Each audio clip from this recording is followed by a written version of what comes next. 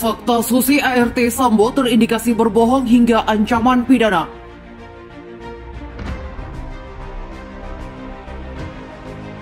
Halo. Apa yang disampaikan saudara Putri? Enggak ada. Tidak ada. Tadi saudara ngomong katanya Joshua nggak boleh naik. Ketahuan bohong saudara. Iya kan? Sudah saya manggil-manggil om, tolong om. Tadi bilang katanya tidak ada. Sekarang ngomong sesudah. Betul Mas Bayu, jadi kalau yang Mas Bayu tadi sampaikan bahwa ketika pertanyaan simpel dia jawabnya lama, ketika ditanyakan peristiwanya seperti apa dia ceritain secara utuh. Padahal belum nyampe pertanyaan berikut sudah disampaikan sama saksi Susi ini ya. Jadi itu membuat majelis hakim itu curiga. Kemudian kan keterangan di berita acara pemeriksaan ini kan yang disampaikan ini nggak nyambung Mas Bayu. Makanya sampai majelis hakim nanya, kamu mau pakai keterangan yang di BAP atau kamu mau menerangkan apa yang sebenarnya seperti apa? Dia kebingungan juga. Harusnya kalau dia memegang tubuhnya saudara Putri kemudian memapah ke kasur, itu masuk akal. Macam kayak dia dokter nanya dulu, kenapa? Oh, saya pegang kakinya dulu ya. Dia, kenapa terus ibu kayak gini? Saya tidak tahu om. Terus om lihat megang kakinya, ini kakinya dingin banget gitu.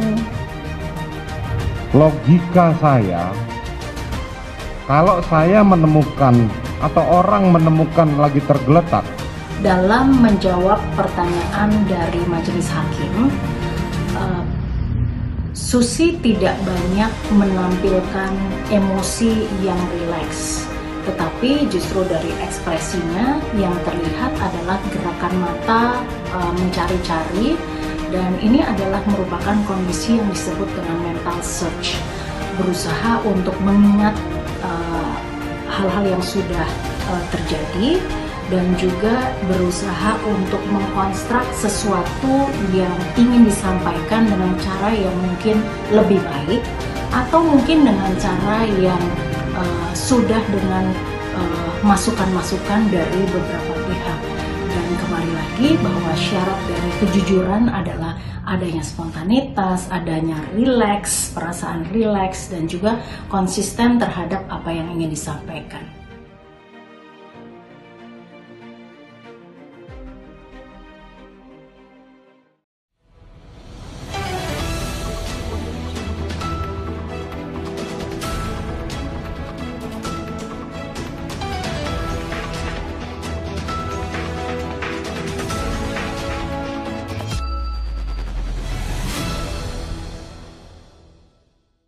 Fakta Susi ART Sambo terindikasi berbohong hingga ancaman pidana. Editor News.id. Asisten rumah tangga Ferdi Sambo, Susi, menggembarkan sidang pembunuhan Brigadir J. Menjadi saksi dalam sidang, Susi mengungkapkan sejumlah keterangan yang dianggap berbohong dan berubah-ubah. Amarah Ketua Majelis Hakim Wahyu Iman Santoso pun sempat terseliut dengan tingkah Susi. Ia sempat memarahi Susi lantaran kesaksiannya dalam persidangan berbeda dengan keterangannya dalam berita acara pemeriksaan atau BAP pihak kepolisian. Bahkan hakim dengan tegas menganggap Susi memberikan keterangan palsu jika itu terbukti ancaman pidana pun menanti. Berikut beberapa fakta-fakta kesaksian Susi dalam sidang. 1. Susi terbata-bata menjawab soal anak bungsu Ferdi Sambo. Majelis hakim bertanya ke Susi soal anak terakhir Ferdi Sambo yang saat ini berusia 1,5 tahun. Hakim bertanya soal ibu kandung dari anak tersebut. Susi sempat ditegur hakim karena terdiam lama ketika ditanya soal ibu dari anak terakhir Ferdi Sambo. Suasana pun hening karena Susi tak menjawab sepatah kata pun. Kok diam, bertanya hakim sontak. Ibu Putri, jawab Susi lirih. Namun kemudian hakim menanyakan kembali hal yang sama dengan nada yang lebih tegas. Susi pun mengulangi jawabannya. Hakim lantas bertanya kapan anak terakhir Ferdi Sambo lahir. Jawaban Susi, anak terakhir Sambo lahir pada 23 Maret 2021. Namun ketika ditanya soal di mana tempat lahir anak terakhir Sambo, Susi tak bisa menjawab. Lagi-lagi hakim menyebut Susi berbohong. Saudara tahu tanggal lahirnya tapi tidak tahu lahirnya di mana. Makin terjebak saudara dengan kebohongan saudara, tutur hakim. 2. Pengasuh anak Sambo. Hakim mendalami tentang siapa yang mengasuh Arka. Sejak lahir Susi menjawab lama dan mengatakan suster. Hakim meminta Susi menyebutkan siapa nama yang mengasuh Arka. Susi terdiam. Nama yang mengasuh Arka. Susi terdiam lama dengan pertanyaan tersebut. Susi dengan nada tak yakin menyebutkan satu nama pengasuh Arka. Alif, terang Susi. Atas nama baru yang diungkapkan Susi tersebut, Hakim mulai menuding kesaksian Susi mengarah kepada kebohongan karena kata Hakim Susi memberikan nama baru Alif yang tak diterangkan saat Hakim mempertanyakan awal-awal tentang siapa saja yang tinggal di rumah Bangka maupun di rumah Saguling 3. Saudara saksi ini berbohong, dari tadi saya tanya siapa saja yang tinggal di situ Bangka dan Saguling 3, tetapi Anda tidak menyebutkan nama Alif. Sekarang Anda baru menyebutkan ada Alif, ujar Hakim kepada Susi. 3. Brigadir J gendong Putri Chandrawati. Susi juga menyampaikan soal Brigadir Yosua yang disebut sempat menggendong Putri di rumah Magelang pada Minggu 4 Juli.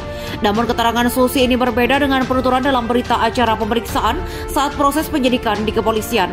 Dalam BAP Susi menyebut Brigadir Yosua sudah sempat mengangkat tubuh Putri, tapi kemudian diturunkan karena ditegur oleh Richard Eliezer. Kemudian Susi melarat pertanyaannya dan berkata Brigadir Yosua belum sampai mengangkat Putri. Susi pun menegaskan keterangan yang benar adalah yang terungkap dalam sidang.